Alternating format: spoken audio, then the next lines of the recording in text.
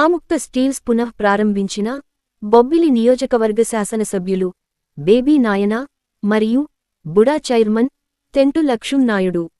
ఈ కార్యక్రమంలో Bobbili municipal chairman Rambarki Sarath Babu, Bobbili పట్టణ అధ్యక్షులు గెంబలి శ్రీనివాసరావు, మాజీ AMC chairman Puvvala Srinivasarao, AP గ్రంథాలయం board director Routhu Rammurthy, retired HM Velamala Narayanarao, TDP నాయకులు, కుటుంబ సభ్యులు, శ్రేయోభిలాషులు తదితరులు పాల్గొన్నారు.